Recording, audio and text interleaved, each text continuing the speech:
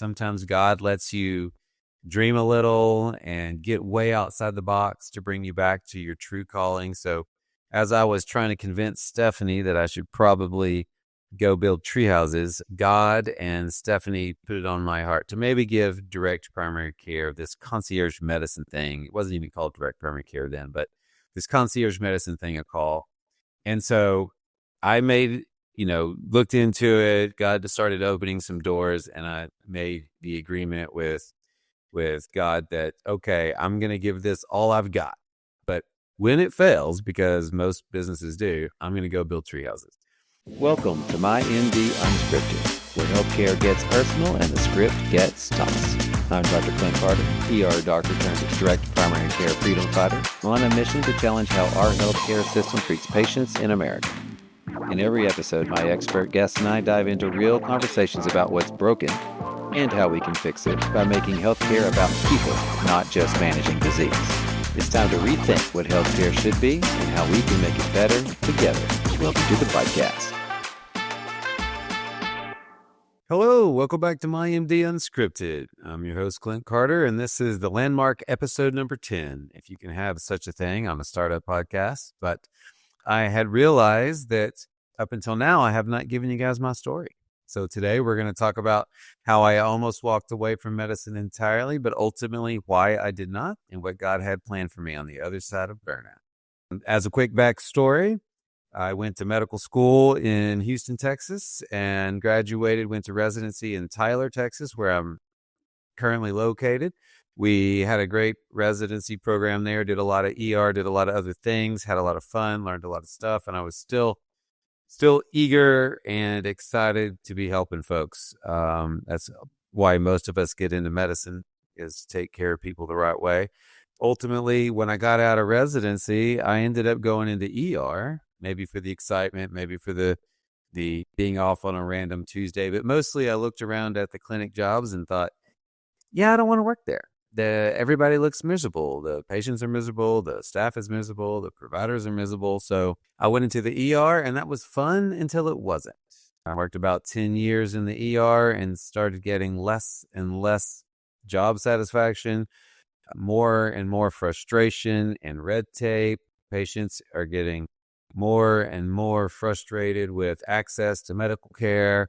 So much of what I was doing was not ER. It was just, primary care for people who couldn't get a hold of their doctor. So I realized at that point that I didn't want to be an ER doctor anymore. However, I had a dilemma. I also didn't want to be a primary care doctor anymore. So I made the obvious decision that I'm sure all of you are thinking, I'm going to quit being a doctor and go build treehouses for a living. Yep, I really was going to do it. I had built my house with my dad and acted as the builder and the unskilled labor and the electrical. And I thought, I need one builder who's not scared of heights, and we can go build treehouses. I was watching the Treehouse Masters television show with Pete Nelson, and they looked like they were just having fun all day, every day. I'm sure some of that is built for TV, but it still looked like a fun way to do a living. And they're out in Oregon, and I live in Texas surrounded by trees. But, ultimately it was fun to imagine. And sometimes God lets you dream a little and get way outside the box to bring you back to your true calling. So as I was trying to convince Stephanie that I should probably go build treehouses, God and Stephanie put it on my heart to maybe give direct primary care, this concierge medicine thing. It wasn't even called direct primary care then, but this concierge medicine thing a call. And so I looked into it. God started opening some doors, and I made the agreement with God that, okay, I'm going to give this all I've got. But when it fails, because most businesses do, I'm going to go build treehouses. So in the fall of 2015, I launched MyMD Select in Tyler. Jeremy Smith, who we met in episode 1, started it in Nacogdoches first. And it was this quiet start. In order for this to work with no patients, I had to pay my non-compete to leave my current ER job so that I could go find another way, invest in a small ER company so that I could get an ER job while I was starting my membership practice with no members. So full-time ER doctor, full-time concierge doctor. Meanwhile, Stephanie, my wife's a physician assistant. She was a most-time cardiology PA and a part-time or full-time concierge PA. So we started this thing together. It was rough at first, right? We're building trust, trying to educate the community on what the heck this membership-based stuff looks like. It was built on, the core values of transparency and, going above and beyond what people think a doctor's visit's capable to do, making 24/7 access and just being, loyal and loving and there for people. Of course, we didn't know what these core values were. We found these later and have since built what we have on those values. But we had a lot of help early on and it started to grow. So, what was fun was that taking care of people an hour at a time, no waiting room, 24/7 urgent care needs available, after hours by phone. Could meet them at the clinic if I needed to. It was fun to find out that they don't abuse that. They really appreciate it. And that gradually being a doctor was fun again. So that sort of led to, it led to the belief at first that all I needed to do was give time, right? All of my in the box residency tricks and give them an hour at a time as often as we needed, and we could make anybody better. And what we found was that some people that should be feeling well weren't. What was wrong with my 45-year-old female patient that worked out 4 or 5 days a week, ate right, looked great, and felt like crap? And so finally, my Jeremy, Dr. Smith, asked, when are you going to start getting into hormones? My answer was, when I'm not a weirdo for being the concierge doctor in Tyler, Texas. But I finally gave in and just thought that when I went to training, I was going to have to suspend belief of everything that I knew to be true about hormones and join the cults. And so I went in fairly jaded and came out pretty frustrated that everything I learned in there was exactly what I knew, but way more. And why was I not taught this from the beginning? Ultimately, I guess the answer is insurance doesn't reimburse for that stuff. So why would they have taught me that in residency? I don't know, but it's how the body works, a lot of biochemistry. And there's no reason why, when we'll say men, we're losing our testosterone earlier and earlier, but women, around age 40, God designed them to lose your testosterone, and around age 50, there's menopause, and then life expectancy was 60. But as we've extended life expectancy, we haven't done the same for health expectancy. So why should we live 50, 60 years without hormones just because, insurance doesn't pay for it? So all of a sudden, my eyes were opened. All of a sudden, people were getting healthier, feeling better, body compositions, brain fog, just mental health, feeling well, feeling like they used to feel, a bandwidth, all the things. So that opened my eyes to realize that direct primary care, by getting insurance out of the way, really, not only is it convenient, it opens up infinite possibilities.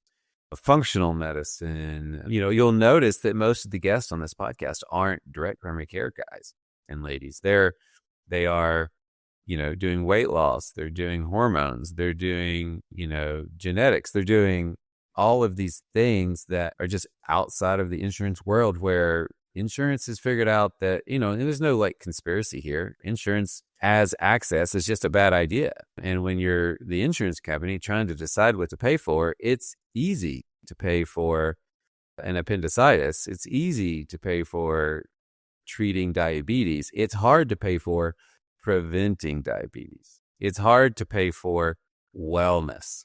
What does that even mean? And so it's sort of the natural, consequence of a system that was meant to be for emergencies and has become access to medical care. And that's why it's broken. The insurance companies aren't, evil. It's just the system's broke. And the insurance companies make a lot of money and a lot of people are unhealthy. So you make your moral judgments there, but they're not trying to hurt you. They're just, the system is what it is. So what we found was as we met with our patients, like, I got a lot of patients who are like, hey, I don't do statins. I'm like, that's interesting. Okay, cool. Your cholesterol's 1,000,000. What are we going to do about that? We're going to do some diet, some exercise, let's talk. So ultimately, our patients are the pilot and we're the co-pilot. You want some functional things? Let's go. Let's work with that. You want, anti-inflammatory approach, some gut health. What is it that you need? You need some hormone balancing. My job is to tell them what I think and what I think we can do for them and where to go when I can't. So that was a turning point for us. Once we went to the hormone world, that opened up the peptide world, and weight loss and all the things that's come with that. Since then, we've gotten people feeling well and exercising and doing all that. And then they walk by a mirror and they're just like, oh, but I still look old. So we even have some aesthetics, sort of natural fat melting, skin tightening, muscle building, skin treatments that just help people take the next step. We're never going to be a Kardashian med spa, but it's just about what our patients need to help them, live their best life, if you will, to make it to the top of the self-actualization pyramid. So, that really started growing our practice. We also take care of companies that also started growing their practice. And so now we have 2020, we were taking care of a large business and we put an on-site clinic inside their location in Tyler. And then they built a plant in Alabama. And we've talked to Ryan in a previous episode, and he's my nurse practitioner at the Alabama location. And, most direct primary care practices, most docs that leave the system are looking for a way to practice medicine where they don't have to quit and they're less miserable and they can take really good care of people in a way that makes them excited, right? It's a mission-driven thing.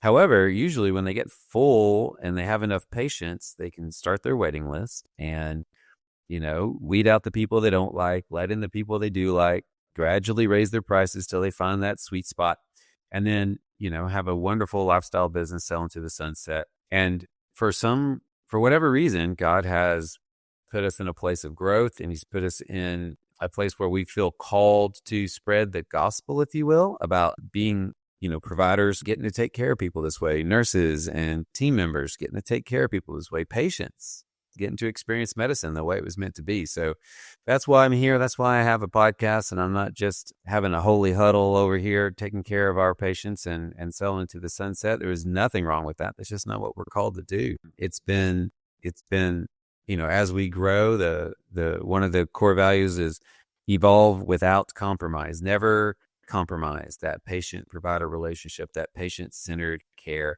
So, it's been going well. Once I realized that we weren't going to go out of business in the first 5 years like most companies do, we've been at this 9 years now, the dream resurfaced for a treehouse. And so I'm almost finished with my first 450 square foot luxury treehouse, air conditioned, toilet, shower, outdoor shower, indoor shower, giant deck at Lake Palestine. So it'll be ready to be rented on VRBO and Airbnb here in the next month or two. So keep an eye out. Maybe I'll put a link in the show notes to it's attached to a lake house. So it'll be a little bit of both there. Just, the dream lives. It's fun. If it goes well, maybe my guy who knows how to fix things that's helping me build it, well, he and I need to start our own treehouse company as a side gig, mind you, but still it's fun. So, we're still seeing patients over here 9 years in, still loving it. The mission lives. The mission is why we're here. It's why my employees get up and come to work every day. Most of them took pay cuts to come here, at least at first. Most of them are, as we keep grabbing these A players from the hospital because they just can't work there anymore. We find ways to ultimately increase their pay. We like really great people, slightly overpaid. That's how you build an amazing place to work. And we're all bought in. And I'm still married. Steph and I are still doing this together. So that's a blessing from the Lord. And God keeps bringing the right people and holding us together. And we're just following, and he keeps making it work. So maybe final thoughts. We keep this one short since there's just me, and you're probably tired of my voice already. for every provider out there who feels trapped, there is another way. For the patient who feels ignored, you deserve better. And, to the companies out there that would love to provide better health care for their employees and feel like it's a lose-lose, expensive, terrible product, let us help you meet that dream as well as you grow and do what it is God put you in that business to do. And then, if you have 2 dreams and you want, to build a treehouse on the side, why not, right? Just, it's all in God's timing, but, it's been fun to have something to go work on. It's a blast. So guys, if this is something that speaks to you, just reach out. Maybe follow the podcast. We've got some cool stuff coming up. I've got some cool guests lined up talking about, the different aspects of wellness that, you don't find in a normal practice. Share the story. Reach out to me if you would like to talk to us about membership, and if you're anywhere in, the Northeast Texas area, but we're going to be expanding soon. But otherwise, reach out to me with questions. If you just need help, if you're a provider and you'd like to find out how to move forward in a world without insurance making all of the decisions, because the guy who pays the bill makes the decisions. If you're tired of that game, just reach out, let us know. All my contact stuff's in the show notes. And with that being short and sweet, that's my story. That's where I come from. That's what God's doing in my life and in the lives of my employees and ultimately our patients. So thanks for your attention. Thanks for putting up with us here at the MyMD Unscripted podcast. Stay tuned and follow, because we've got some really great guests coming. And one of these days, we're actually going to be a little bit good at this. But for now, thank you so much for hanging with us, and have a great day. Thanks for joining me today on MyMD Unscripted. I hope today's conversation opened your mind and inspired you to imagine a better path for your health and therefore life. If you found value in this episode, be sure to subscribe, leave a review, and share it with someone passionate about transforming healthcare. Real change starts with real conversations, so let's keep them going. Until next time, stay well, stay curious, and never stop pushing for better.